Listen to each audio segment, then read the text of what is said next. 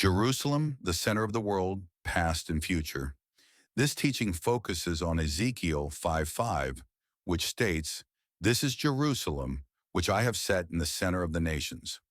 From the very beginning, the sovereign Lord declared Jerusalem to be the center of the world, not merely in poetry, but in geography, prophecy, and divine purpose.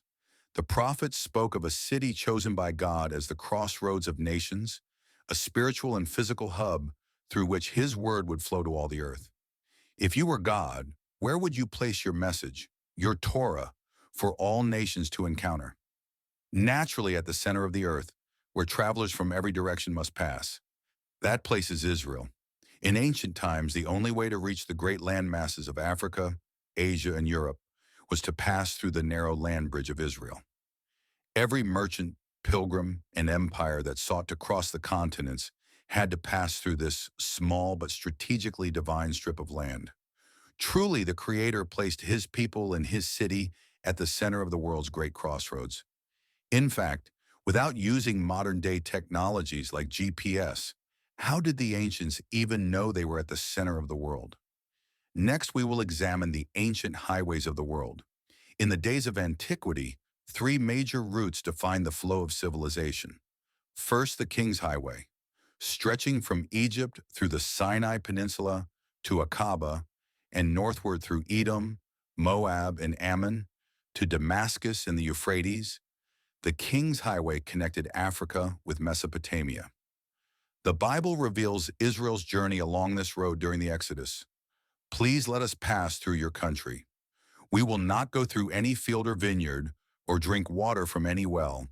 We will travel along the King's Highway," written in Numbers 20:17. This was more than a trade route. It was a prophetic path of redemption, traversed by the children of Israel as they moved toward the Promised Land.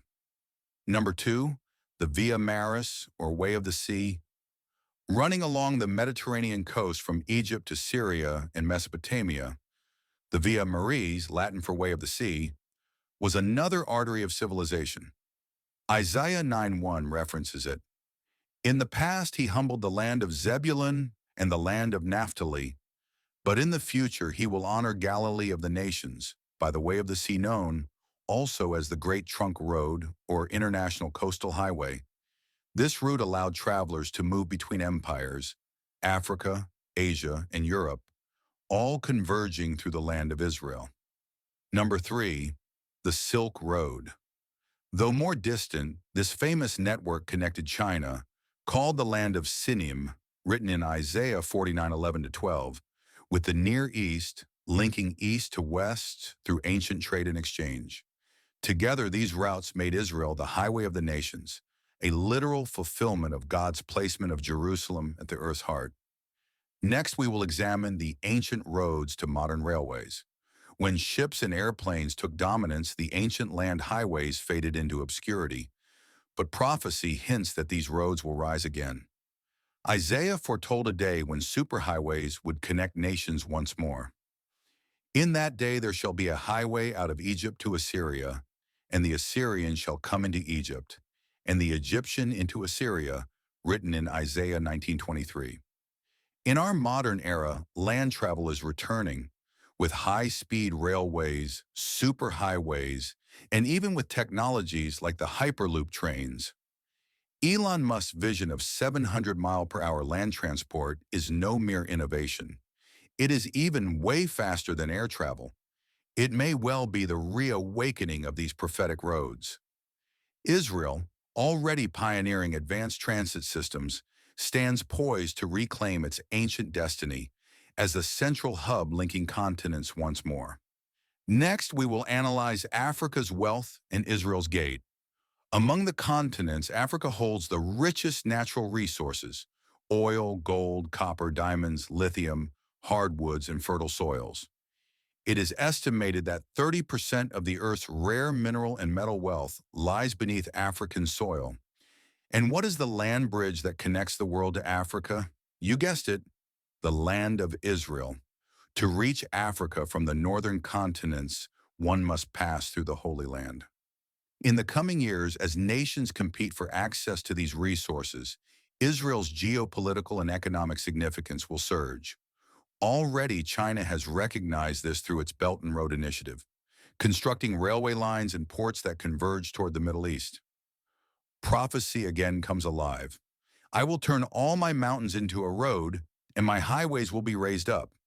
See, they come from afar, from the land of Sidnim. Again, this is a direct reference to China, written in Isaiah 49:11 to 12. Let's examine these future highways in prophecy. The prophets saw beyond trade and travel. They saw worship, unity, and restoration flowing along these same routes. Isaiah called it the way of holiness, and a highway will be there. It will be called the way of holiness. It will be for those who walk on that way. Written in Isaiah 35:8. Micah and Isaiah both foresaw the day when the nations would stream toward Jerusalem, not for commerce, but for communion.